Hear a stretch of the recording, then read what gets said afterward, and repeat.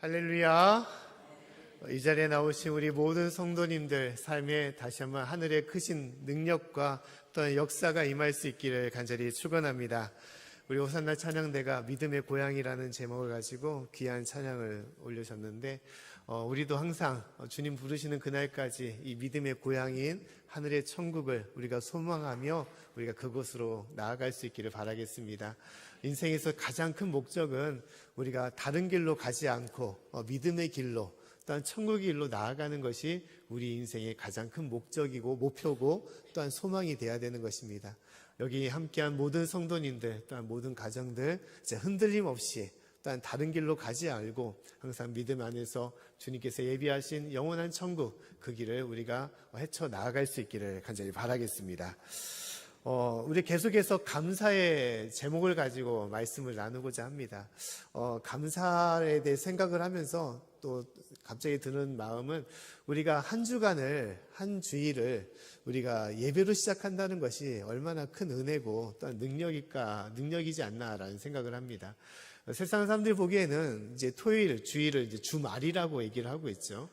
쉬는 날이기 때문에 일을 다 마치고 이제 마음을 놓는 이제 좀 여가를 즐기는 그런 주말로 생각을 하지만 믿는 성도에게는 이 주일은 주말이 아닌 것입니다. 한 주간의 시작이죠. 우리가 달력을 봐도 주일이 맨 앞에 있습니다. 그것은 무엇을 의미하냐? 한 주간을 시작하는 데 있어서 내가 하나님의 능력과 하나님의 말씀과 그 뜻을 붙잡고 살아가는 것을 말하는 것이고 또 이 시간 우리가 믿음의 동역자들, 믿음의 형제들과 또 성도들과 함께 예배를 드린다는 것이 얼마나 감사하고 귀한 것인지를 우리에게 말씀하고 있는 것입니다.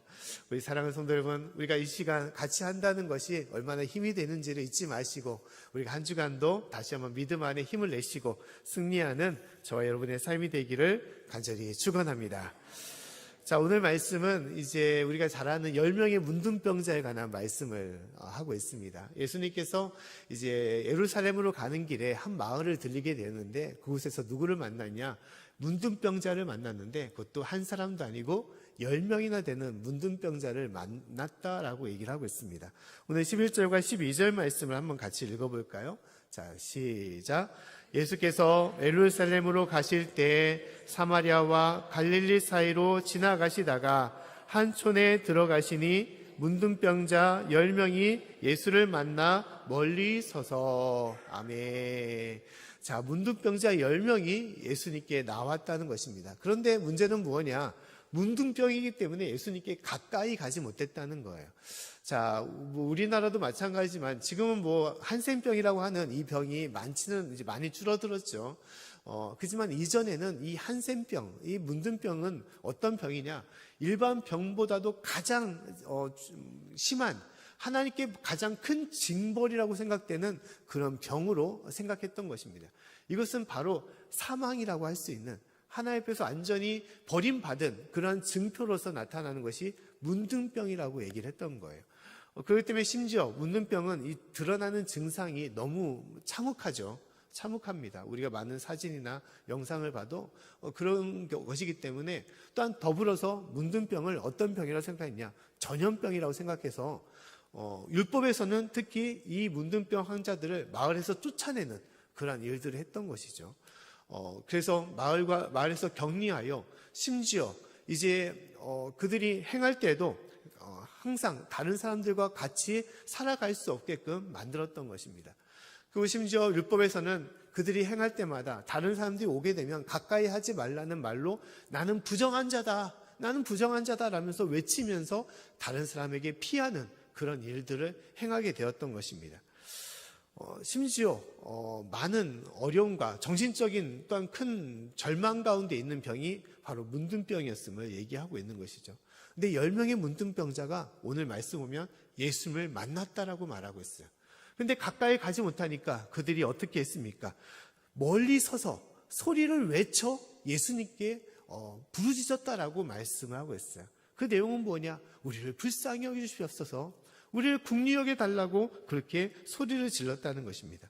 오늘 12절과 13절 말씀을 보시면 다음과 같이 말씀을 하고 있어요. 제가 말씀을 읽어드리면 한 촌에 들어가시니 문둥병자 10명이 예수를 만나 멀리 서서 소리를 높여 가로되 예수 선생님이여 우리를 긍휼히 여기소서 하거늘. 자, 우리를 긍휼히 여겨달라는 무슨 뜻으로 얘기를 하겠습니까? 고쳐달라는 것이죠. 예수님, 정말 우리가 죽을 것 같습니다. 정말 사는 것 같지 않습니다. 이 인생을 불쌍히 여겨주시고 하속히 이 문둥병에서 낫게 해달라고 그렇게 예수님께 부탁을 하고 있는 것입니다. 그럼 예수님께서 그 문둥병자들의 요구를 듣고 그들의 부탁을 듣고 어떻게 했습니까? 그들에게 손수 기도하시고 그래 하나님 이 불쌍한 이들을 낫게 해주십시오라고 그들을 기도하시며 그들에게 치유의 역사를 펼치셨습니까? 그렇지 않았습니다. 오늘 말씀 보면 예수님은 의외로 뜻밖의 뜻밖의 명령을 하고 계십니다. 그것은 뭐냐? 제사장들에게 가서 너희 몸을 보이라라고 말씀을 하고 있어요. 너희 몸을 보이라. 자, 제사장들에 가서 너희 몸을 보인다는 것은 무슨 뜻입니까? 그것은 제사장들에 가서 너희 몸이 어떤 상태인지 보이라는 것이 아니라는 거예요. 제사장들에게 간다는 것은 무엇이냐? 그 병이 나았는지 안 나았는지를 판단받으라는 것을 말하는 것입니다. 쉽게 말하면 병이 다 나았으니까 제사장들에게 판단을 받고 이제 마을로 돌아가라는 그런 뜻을 가지고 있는 거예요. 근데 이상하게도 문둥병이 나은 것입니까? 아직 낫지 않았어요. 문둥병은 그대로 있는 것입니다. 그런데 그 문둥병자들에게 제사장들에게 너희 몸을 보이라고 말씀하는 거예요.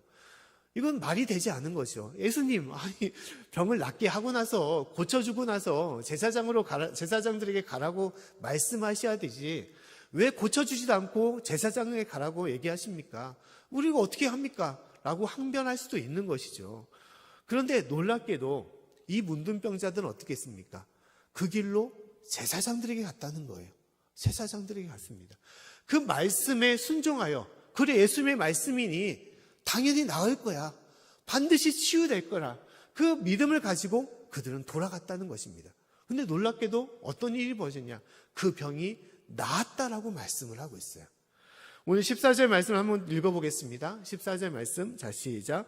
보시고 가라사대 가서 제사장들에게 너희 몸을 보이라 하셨더니 저희가 가다가 깨끗함을 받은지라. 아멘. 저희가 가다가 깨끗함을 받았다라고 말씀하고 있어요. 우리가 진실로 상식적으로 생각하면 우리가 나은 증거를 받고 그 증거에 따라서 믿고 순종하여 나아가는 것이 일상의 삶의 모습이죠.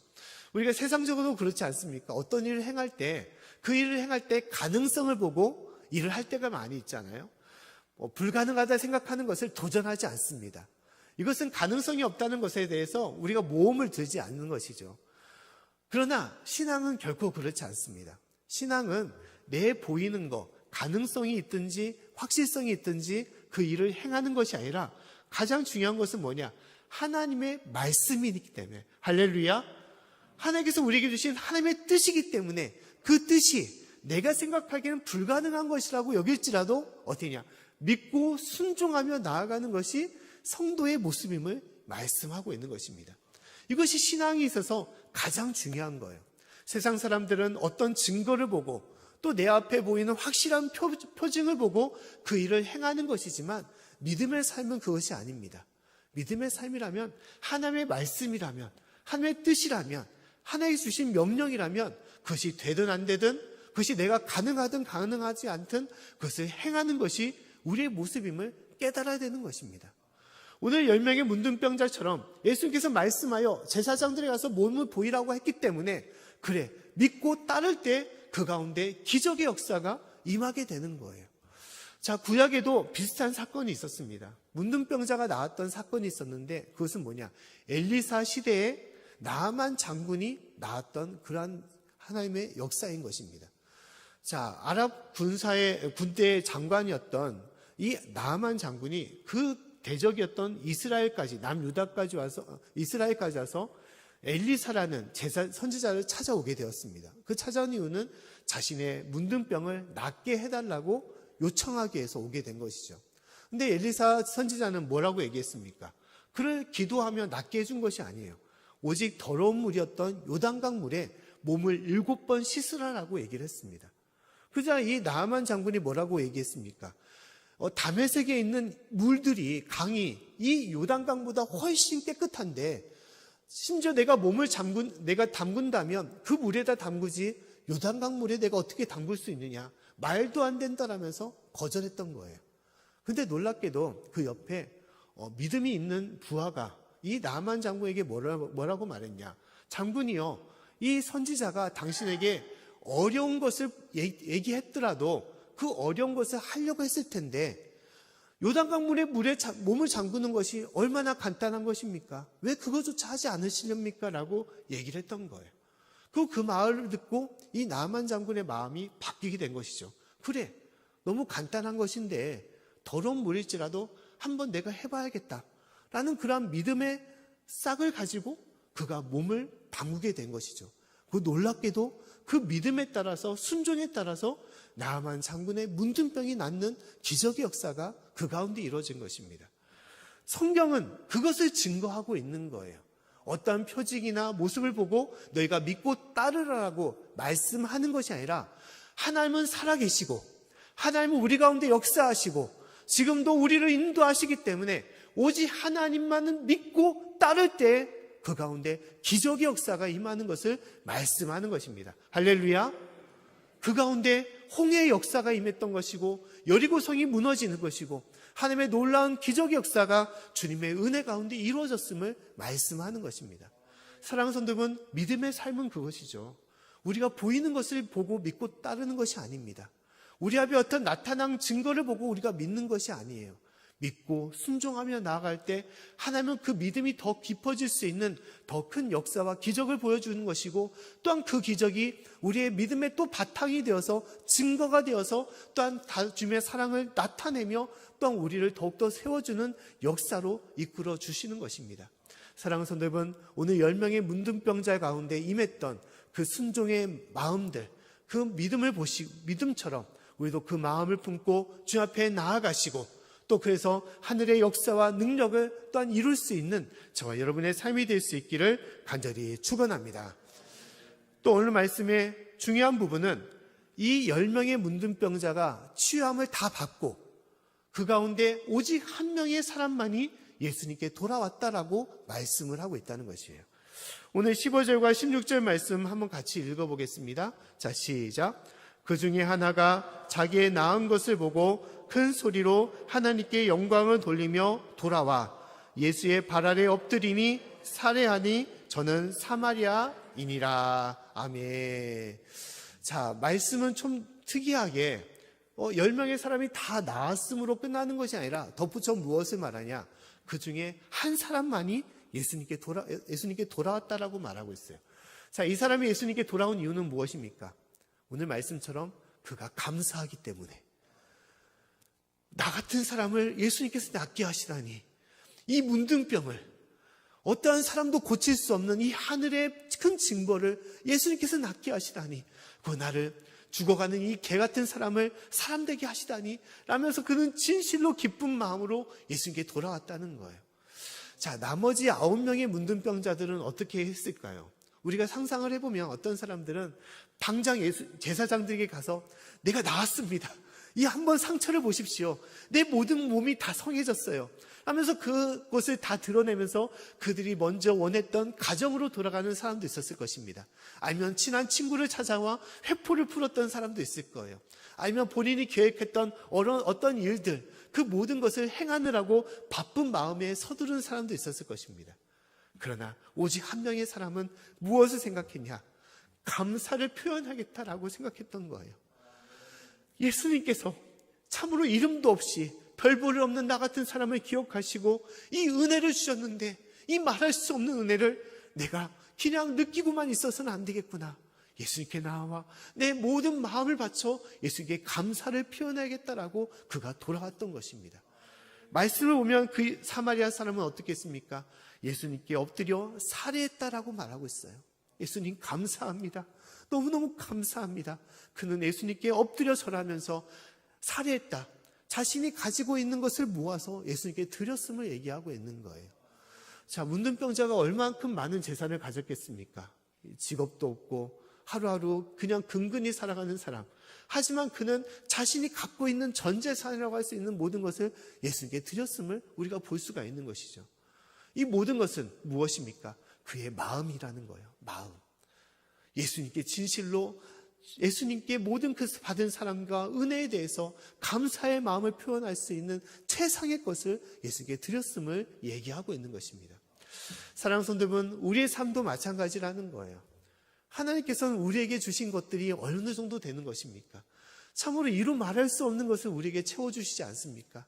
하루하루 살아갈 수 있는 많은 것들, 살아갈 수 있는 힘과 능력과 믿음을 주시고, 또한 삶의 여러 많은 여건들을 주시고, 가정을 주시고, 직장을 주시고, 또한 협력하며 살아가는 많은 이들을 붙여주심을 우리가 감사해야 되는 거 아닙니까? 하루의 시작을 주님께 감사하며 나아가는 것이 참된 성도의 모습인 것이죠. 감사라는 것은 진정한 것으로 뭐냐? 그냥 내가 만족하고 느끼는 것이 아니라는 거예요. 그것은 표현하는 거예요. 표현하는 거.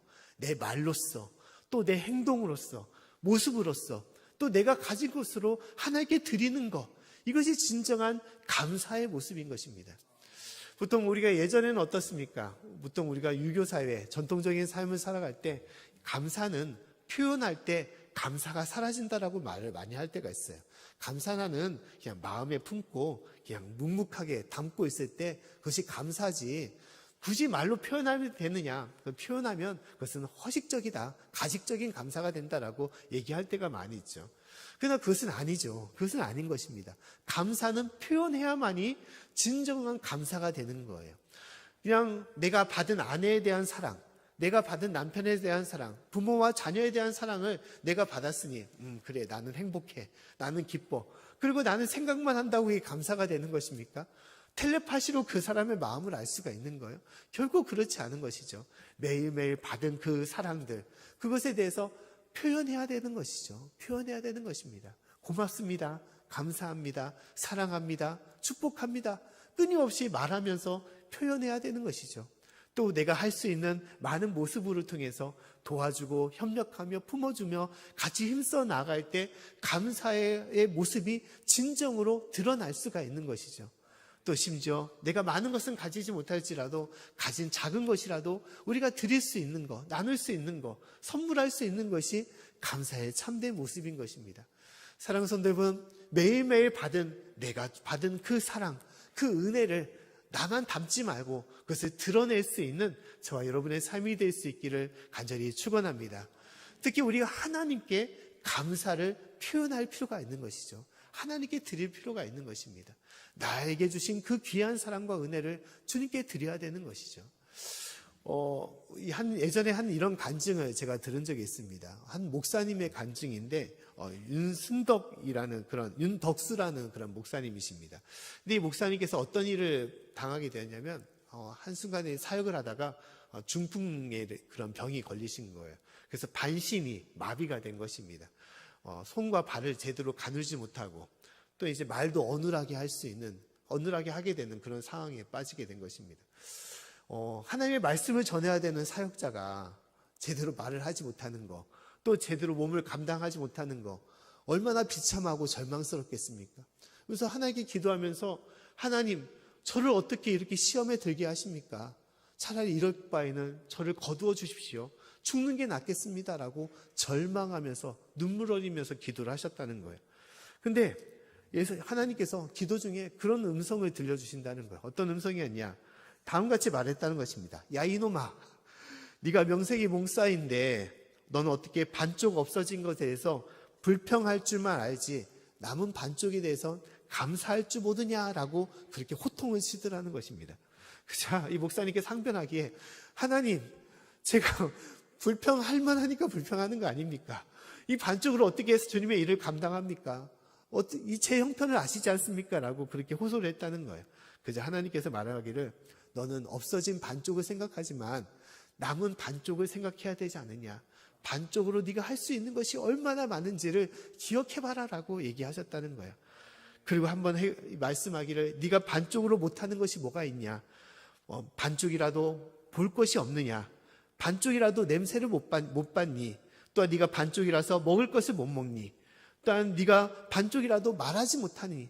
네가 할 수 있는 것이 많이 있음을 너는 깨달으라라고 말씀을 했다는 거예요. 그 말씀을 듣고 놀랬다는 거예요. 그래, 나에게는 아직도 많은 것이 있구나. 나에게 할 수 있는 것이 아직 많이 있구나.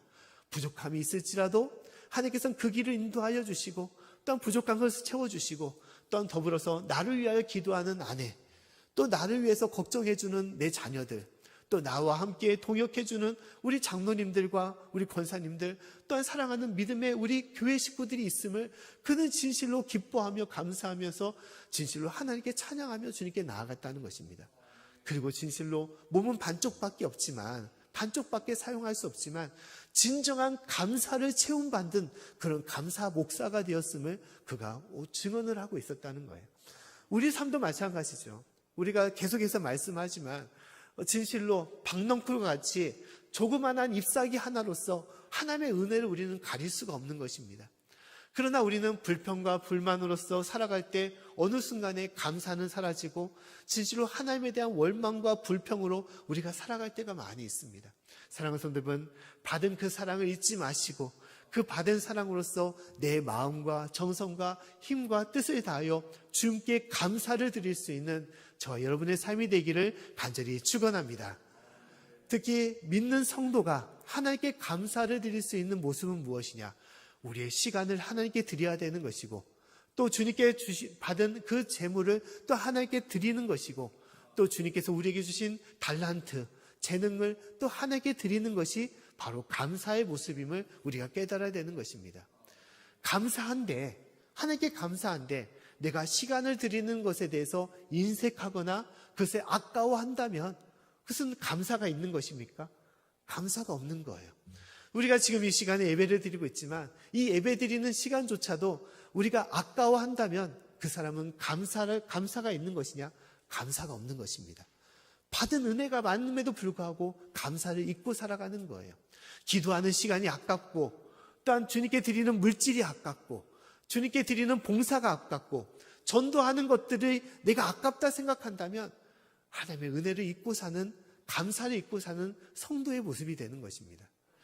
오늘 모습을 보게 되면 하나님께서 놀랍게도 무엇을 얘기하냐? 남은 돌아온 한 사람, 그 한 사람이 누구라고 말하고 있습니까? 누굽니까? 사마리아인이라고 얘기하고 있어요. 사마리아인. 그럼 우리가 보통 어떻게 생각해 볼 수 있습니까? 10명의 사람 중에서 9명의 사람은 누구라는 것일까요? 유대인이라는 것을 얘기하고 있어요. 유대인들. 자, 우리가 계속해서 전에도 얘기했지만 사마리아인과 유대인은 어떤 차이가 있습니까? 유대인은 하나님의 백성이에요. 아브라함부터 정통적으로 내려오는 하나님의 자녀들입니다. 근데 사마리아인은 누구냐? 하나님의 백성이었지만, 한때 하나님의 백성이었지만 나라를 잃고 나서 그들은 다른 민족과 피를 섞이면서 또 우상을 섬기면서 하나님 앞에 버림받은 민족이 되었어요. 우리가 남과 북과 같은 그런 관계처럼 똑같은 하나님의 백성이었지만 이제 사마리아인은 버림받은 백성들, 하나님부터 심판받는 백성으로 그들은 외면당하는 그런 사람들이었던 것입니다. 그렇기 때문에 은혜 받은 사람은 누굽니까? 진실로 은혜 받은 사람은 유대인들이죠. 그러면 은혜 많이 받은 사람으로서 예수님께 돌아와야 될 사람들은 누굽니까? 이 9명의 유대인들이에요. 9명의 유대인들. 그러나 하나님께 외면받고 또 하나님의 버림받은 백성이라고 할 수 있는 사마리아인, 이 사마리아인이 오히려 예수님께 돌아와 감사의 마음을 예수님께 드렸다는 것입니다. 이것은 무엇을 말합니까? 하나님의 백성에도 그와 같은 사람들이 있음을 얘기하고 있어요. 주님께서 이루 말할 수 없는 매일매일의 삶과 축복과 능력을 우리에게 부어주시는데, 살아갈 수 있는 힘과 또 모든 만물과 또 믿음을 통하여 우리에게 구원을 주셨는데, 그럼에도 불구하고 감사할 줄 모르는, 은혜를 모르고 나의 것만 생각하고 내가 바랄 것만 주님께 구하고 내가 찾고자 하는 것만 주님께 외치는 그러한 성도들은 주님께 돌아오지 못하는 그런 9명의 사람임을 말씀하고 있는 것입니다. 나에게 받은 은혜를 생각한다면 우리는 모든 것을 다 제쳐놓고 주님께 돌아와야 되는 거예요. 내 마음을 다하여 주님께 감사합니다. 주님 참으로 고맙습니다. 이 죄인 같은 이 사람을 주님께서는 기억하여 주시고 하나님의 자녀 삼아 주시고 나를 구원하여 주시고 하루하루 살아갈 수 있는 힘과 능력을 주시고 주님의 축복을 주심을 감사합니다라면서 우리는 매일매일 주님을 찬양하며 주님께 구하는 삶을 살아야 되는 것입니다. 사랑하는 성도 여러분, 오늘 주님께 돌아왔던 이 한 명의 사마리아인처럼 매일매일 주님을 찬양하며 주님께 내 마음으로 감사할 수 있는 저와 여러분의 삶이 될 수 있기를 간절히 축원합니다. 주님의 은혜가 우리 가운데 충만하다는 것을 우리가 기억한다면 숨을 쉬는 호흡을 하는 모든 순간마다 우리의 삶은 감사로 주님께 나아가야 되는 것이고 찬양으로 주님께 기뻐하는 삶을 우리가 살아야 되는 것입니다. 진실로 주님 부르시는 그날까지 우리의 주신 모든 것을 잊지 마시고 우리 가운데 있는 주님 모든 것들에 주님을 찬양하며 주님 앞에 온전히 설 수 있는 저와 여러분의 삶이 되기를 간절히 축원합니다. 오늘 또한 마지막으로 이 주님께 돌아왔던 사마리아인, 감사로 주님께 살해를 했던 이 사마리아인은 놀랍게도 그가 생각지도 못했던 뜻밖의 선물을 그가 받았음을 말씀을 하고 있어요. 그 선물은 무엇이냐? 바로 하나님 예수님을 통하여 구원이 그 가운데 있었음을 얘기하고 있는 것입니다. 자, 오늘 마지막 절 19절 말씀 보면 다음같이 말씀을 하고 있어요. 19절 말씀을 한번 같이 읽어보겠습니다. 자, 시작. 그에게 이르시되 일어나 가라, 내 믿음이 너를 구원하였느니라 하시더라. 아멘. 이 사마리아 사람에게 예수님께서 무엇을 선포하셨습니까? 구원을 선포하셨어요. 구원을. 사마리아 사람은 말씀드렸듯이 구원받을 수 없는 백성이었습니다. 하나님의 백성이라고 칭함받지 못하는 그런 증오 가운데, 심판 가운데 임했던 백성들이었어요. 근데 그 사마리아인에게 예수께서 무엇을 선포했냐? 문둥병을 낫게 해준 걸로 끝나는 것이 아니라 감사함으로 돌아온 이 사마리아인에게 그래, 너의 가운데 하나님의 구원이 임할 것이다 라고 말씀을 하신 것입니다. 이것은 문둥병이 낫는 그 어떤 것과도 비교할 수 없는 가장 큰 선물이고 축복이었음을 얘기하고 있는 거예요. 9명의 문둥병자, 하나님의 은혜를 받았지만 감사를 잃고 또 은혜를 잊고 살아갔던 그 사람들의 인생은 어떻게 되었을까요? 그 인생 우리가 속단할 수 없겠지만 그러나 그 인생은 자신만을 바라보며 자신의 뜻으로 살다가 결국은 하나님을 벗어난 인생이 되었을 것입니다. 하지만 이 사마리아인, 어떠한 삶 속에서도 예수님을 잊지 않고 예수님께 돌아와 감사를 표했던 이 사마리아인은 진실로 이 세상 그 어떤 것과도 비교할 수 없는 가장 큰 선물인 구원이 그 가운데 임하였음을 얘기하고 있는 거예요. 하나님께서는 오늘 이 말씀을 통해 우리에게 그것을 얘기하는 것입니다. 감사해라. 하나님을 잊지 말고 하나님께 표현해라. 하나님 앞에 너희 마음을 드려라. 그러면 진실로 하늘의 큰 축복이, 그 영광의 축복과 구원의 역사가 너희 삶과 가정 가운데 임할 것이다 라고 말씀을 하고 있는 것입니다. 사랑하는 성도 여러분, 주님 부르시는 그날까지 우리가 이 감사함을 잊지 마시고 우리에게 그 받은 은혜로서 매일매일 주님을 찬양하며 주님께 영광 돌리며 살아갈 수 있는 저와 여러분의 삶이 될 수 있기를 간절히 축원합니다. 이전에도 말씀드린 것처럼 이전에도 한번 그 얘기를 한 것 같아요. 스펠전 목사님의 그런 명언이 있습니다. 그 명언은 뭐냐? 작은 것 하나를 통해서 하나님께서는 더 큰 감사의 조건을 우리에게 부어주신다는 거예요. 한번 다음 같은 내용이 있는데 한번 같이 한번 읽어볼까요? 자, 한번 읽어봅시다. 자, 시작. 하나님께서 반딧불을 보고 감사하는 사람에게는 촛불을 주시고, 촛불을 보고 감사하는 사람에게는 전등을 주시고, 전등을 보고 감사하는 사람에게는 달빛을 주시고, 달빛을 보고 감사하는 사람에게는 햇빛을 주시고, 햇빛을 보고 감사하는 사람에게는 반딧불도 촛불도 전깃불도 달빛도 햇빛도 필요하지 않는 영원한 천국을 주신다. 아멘. 자, 반딧불, 촛불, 진짜 작은 것 하나에 감사할 수 있을 때 하나님께서는 그 영혼에 놀라운 햇빛의 역사를 주시고 또 더불어서 햇빛보다도 더 충만한 하늘의 영광, 그 천국을 우리에게 허락하신다라고 말씀을 하고 있는 것입니다. 이것이 감사의 삶을 살아가는 많은 이들에게 주는 하늘의 축복이에요. 우리가 의학적으로도 감사할 때 우리 가운데는 놀라운 호르몬들이 분비가 된다는 거예요. 그 호르몬은 암을 치유하고 또 암을 예방하고 또 여러 가지 질병에서도 면역력을 키울 수 있는 그런 효과가 있다는 것입니다. 그래서 하나님께서는 그냥 감사라는 것이 아니라 그 감사는 하나님께 영광이 될 뿐만 아니라 우리에겐 돌아오는 또 다른 축복이 됨을 얘기하고 있어요. 작은 것 하나에 감사할 때 그 감사는 그 작은 것으로 끝나지 않는다는 것입니다. 눈동이처럼 커져서 더 놀라운 감사의 내용으로 우리에게 다가옴을 얘기하고 있는 거예요.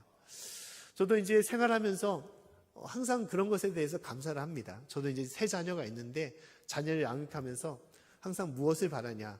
자녀가 주님 안에서 건강하게 또한 믿음으로 잘 자라기를 원하는 거예요. 보통 세 자녀를 키울 때 우리가 바라는 것이 무엇입니까? 학교에서 성적도 좋아지고 또한 좋은 대학도 가고 출세도 하고 또 자녀로 인해서 또한 부모가 또 덕을 받아보는 그런 것들을 행할 때가 많이 있지 않습니까? 근데 저는 뭐 그런 마음들은 별로 없더라고요. 항상 그냥 건강하게만 자라면 좋겠고 또 그 가운데서도 믿음 가운데서 믿음 잃지 않고 하나님 앞에 기쁨이 되는 자녀로 자랐으면 좋겠다라는 생각을 참 많이 합니다. 근데 최근에 그런 일이 있었어요. 이제 어제까지, 이제 그제죠. 금요일까지 이제 둘째가 시험을 다 마치고 시험 다 끝났으니까 자기가 하고 싶은 것들을 하겠대요. 그래서 친구들 만나면서 이제 다니는데 어제는 이제 늦게까지 이제 친구들과 있었습니다. 근데 이제 9시가 되니까, 저녁 9시가 되니까 좀 불안해지더라고요. 그래서 이제 문자로 연락을 했습니다. 날씨도 추운데 언제쯤 돌아오니 빨리 왔으면 좋겠다라고 했더니 전화가 왔어요. 금방 온다고, 오는 중이라고 얘기하더라고요. 근데 1시간이 지났는데도, 10시가 됐는데도 오지 않은 거예요. 그래서 또 다시 문자를 보냈더니 다 왔다고 대답하더라고요. 그래서 좀 지나서, 10시가 지나서 이제 도착을 했습니다. 그러면 이제 보통 화날 만도 할 텐데, 이놈의 계집애가 어디 늦게까지 이렇게 돌아다니면서 무슨 일을 당할지도 모르는데 하면서도 화를 낼 수 있겠지만 감사하더라고요. 감사합니다. 아무 탈 없이 왔다는 것에 대해서 참 감사하다는 생각이 들더라고요. 근데 저는 진짜로 자녀들 키우면서 여러 가지 많은 것을 주지 않아요. 그럼에도 불구하고 시험을 다 끝날 때도, 이제 둘째가 항상 그래요. 시험을 다 끝나면 엄마에게 보고를 해요. 엄마, 시험 봤는데 2문제가 틀렸어. 한 문제는 막 풀 수 있었던데 실수해서 틀리고, 또 어떤 문제는 또 뭐 몰라서 틀렸다고 막 보고를 해요. 어떤 때는 다 맞았다고 보고하고, 또 어떤 때는 여러 문제가 풀렸다고 보고를 해요. 그러면서 아이고, 그래 잘했다. 만점 맞은 것도 잘하고, 두 문제 틀린 것도 잘하고, 또 여러 문제 틀린 것도 잘했다. 그냥 학교 열심히 기쁨으로 다니는 것이 감사하다라고 그런 마음으로 함께 하는 것입니다. 삶에 있어서 감사라는 것이 무엇입니까? 주님께서 우리에게 주신 작은 것 하나에 우리가 마음을 품고 주님 앞에 드릴 때 하나님께서는 그 이상으로 우리의 모든 것을 채워주시고 보호하여 주시고 우리 인도해 주시는 거예요. 이것이 믿음의 삶이고 주님께 주시는 영적인 신앙의 축복임을 우리가 깨달아야 되는 것입니다. 사랑하는 성도 여러분, 특히 우리가 결실의 계절 이 가을에 우리 함께하는 모든 이들, 믿지 않는 모든 이에게도 이 감사의 삶을 또 우리가 전해야 되는 것입니다. 주님 안에 살아간다는 것이 얼마나 행복하고 얼마나 귀한 것인지를 우리가 끊임없이 알리고, 그래서 우리 삶에도 더욱더 감사가 풍성해질 수 있는, 감사가 넘쳐날 수 있는 저와 여러분의 삶이 되기를 간절히 축원합니다.